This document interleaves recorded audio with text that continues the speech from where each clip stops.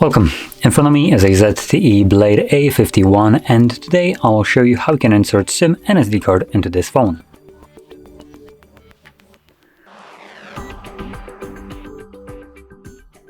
So to get started, you want to grab a SIM eject tool similar to this one, which will come provided with the device in the box. Now, if you can't find it, you could use a paper clip, straighten out one of the ends, and it should work just as well. Now, once you have either one of those, you want to pop out the tray, which is located on the top left side of the device, right over here. Push the pin in, and you will see that the tray pops out enough for you to be able to grab it and take it out.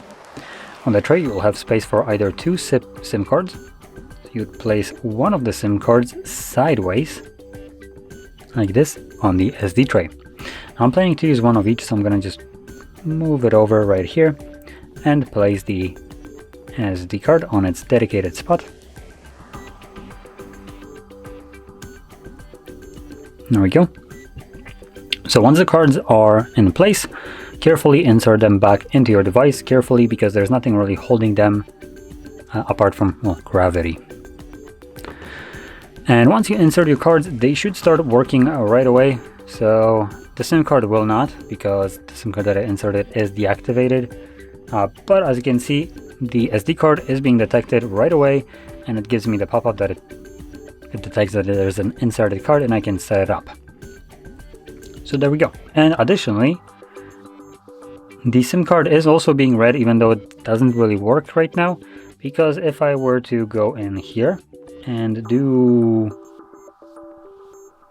where's the options for importing contacts? Merge and fix? No. Okay, I have no idea where I can pull contacts from here, but typically if you can import contacts, even on a deactivated card, you can still gain access to the contacts that are on this deactivated card, which looks like the contacts here don't actually allow importing.